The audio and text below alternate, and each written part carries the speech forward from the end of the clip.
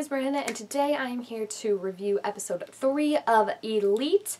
And a lot happened in this episode, guys. I always forget that there's only like eight episodes, I think, this season, because things move so fast, like compared to like Sabrina, which I'm watching at the same time, which has 10 episodes. Like, things are moving on this. So I don't even know where to start with this, but basically the main thing of this episode was the party that Sam threw. What this episode really solidified for me, and I don't think this will be a surprise for any of y'all if you've heard my other two episode reviews, Christian is such a slime ball. Like, I can't believe he acts like he's Sam's friend and then completely goes behind his back and is just helping Nana, like, basically hook up with Marina, even though they all know how much Sam loves, like, Marina, like, really wants to be with her. Like, Omar was the only one that I feel like was actually trying to help him, and they were very clear, the writers, to keep Omar out of, like, Christian and Nano's plan. Like, he was always, like, in the other room, or, like, he didn't hear, like, what they were planning. But I was just like, Nano, you're such a bad big brother. Like, the more I see of him, the more I'm just like, what do you even like Sammy? And even like the brother versus brother dynamic was like really highlighted too in this episode, in the interrogation scenes, which take place in the future after Marina is killed, because we had Sam, who was kind of with his lawyer, and I'm wondering, like, did they have the same lawyer? Because that's a conflict of interest. But the lawyer was kind of like, you have to take the plea deal, like, and admit you're guilty, like, they found you with the blood, you were seen having an argument with her, like, also, all signs point to you, all signs point to you. And he was like, what if I saw someone else coming out? And the guy was like, who is it? And you could tell he was going to say Nano. And then he was getting interrogated. Sorry if I'm saying Nano wrong too. It's just not, it just sounds like nanobites to me, and like that's the only way I can pronounce it. But he was getting interrogated too, and he was trying to say like, no, I loved her, we had plans to run away together, blah blah blah, the typical stuff.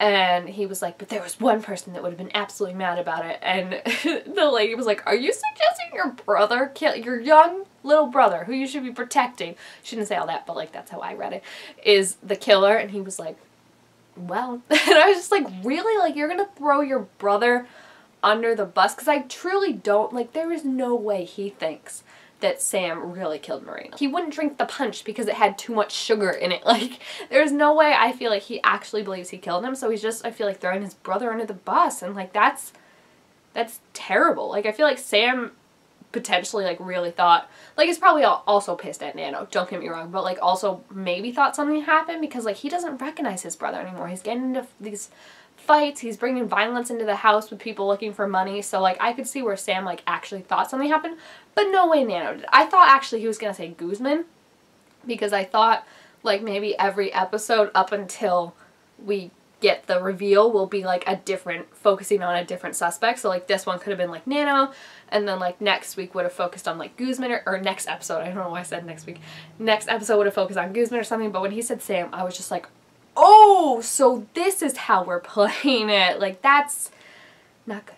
Not good at all. And just the fact that, like, he hooked up with her, basically, like, I think he really does like her, but he basically said, like, originally it was to try and just get money and stuff like that. And he did try that, and he probably would have if Guzman and Nadia hadn't come into the house and he had to go hide. So, not liking Nano right now, and also not liking Christian for helping him out and just kind of not having Sam's back. Speaking of Guzman and Nadia, they were so freaking cute in this episode. Those two actors have such amazing chemistry together that like, I could just watch a whole show about them. Like, if they just wanted to do a spin-off of them, happy.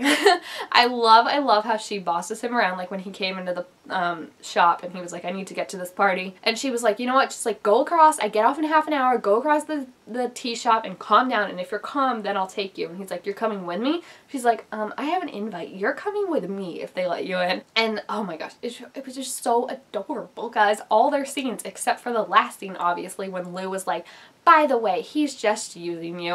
And I think there is a part of him that like was still using her, and I think it was just when he got pissed, because like, he was like, no, Nadia, like, you're not coming back to my house, like, it's been such a long night. Also, can we talk about how freaking adorable he looked at that party, how out of place he was, like, so like freaked out by everything, and he's like wiping the glass before he drinks it, and then Omar's just looking at him like, what are you doing? And that was so cute. But yeah, he was like, no, Nadia, you're not coming back to my house with me, like it's been a long night. She was like, oh, should I just tell the principal what I saw in the showers then? And you could see he was like, oh, so this is how she's gonna play. She's gonna be mean about it. So yeah, sure, then I'll do it.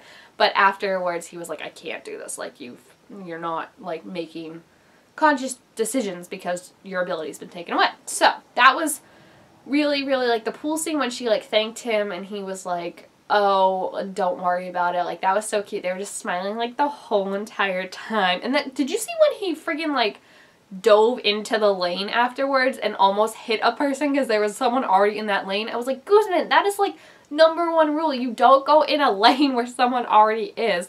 But yeah, it's going to be interesting to see how their relationship dynamic is now, because I feel like he really did care and like her.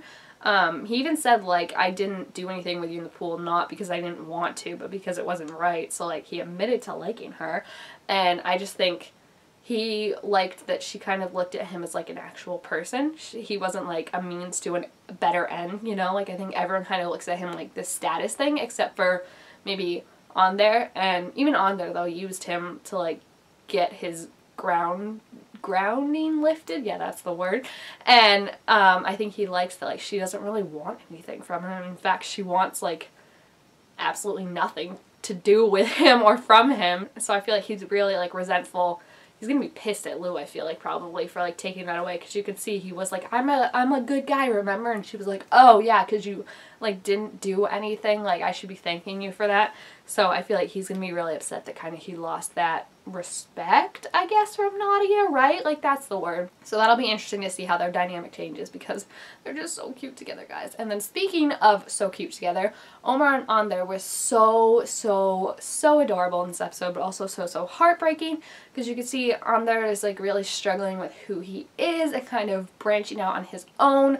I think Guzman truly does care about him, but at the same time, it was mentioned that they don't talk about, like, the deep stuff. The deep stuff, yeah. They just talk about, like, parties and girls and stuff like that, and there's not a lot of sustenance anymore to that relationship that I think they both want there to be. I think they'll get back there, definitely, but right now it's just not good. So On There was in, like, a really bad place, and he was just kind of, yeah, just all over the place trying to, like, hook up with Omar in front of people, and Omar was like, what are you doing? Like, this is not happening right now. And then he got, like, beat up by, like, some kids that he was accusing of being drug dealers because he wanted drugs, and it was just all over the place. And then it culminated with Omar being like, don't call me again, like, this is over, like, this is too much for me, which we all know they're gonna come back. So I'm very excited about that. I hope, like, he's able to help On There out of, like, this dark place he's in, because he just looks so freaking, like, depressed and alone in afterwards, like when his arm or wrist or whatever was broken or strained or whatever it was. Like, he just looked like he wanted nothing to do with Guzman, nothing to do with anyone. So, you know, it's just, it's hard. But other than that, yeah, I'm really looking forward to seeing more but other than that, yeah, I think the main things I'm looking forward to right now are the relationship developments. I'm even looking forward to how, like, Nano and Marina develop, because, like, she was, like, I don't know about her. Like, I like her. I like how she was, like, comforting Nadia and stuff like that, but I also feel like the fact that she doesn't see Nano is so bad for her concerns me, as it should, as we know, because I just feel like she, it's just hard. It's hard watching her scenes and watching her be so nice to Nadia and being like, you know, like, now's the time for us to get lost, and then we'll find ourselves, we're 16, and you're like, okay, but, like, 6 episodes from now you're gonna be dead, and, like, you don't even know it. Like, that's just so hard to watch. So I want to see if there's gonna be way more interactions between her and her killer, because so far it would be, like, out of the woodwork for me, because, like, they're not involved. Well, I don't think they're really involved at all. So, like, I want to see if there's going to be more development of that, or if it's really just going to be, like, out of left field, because I want it to feel like, no, like, it wasn't just, like, all of a sudden, like, oh my gosh, a surprise twist. Like, it has to feel, like, natural, you know what I mean? There's only, like, this is halfway through, no, this isn't, I don't know math. This is almost halfway through the season. So, if you have seen this episode, please feel free to leave your thoughts about it down below in the comments. Also, make sure you spam out thumbs up if you enjoyed it, and subscribe to my channel down below too, which I make all sorts of new videos, and I will see you guys next time. Bye!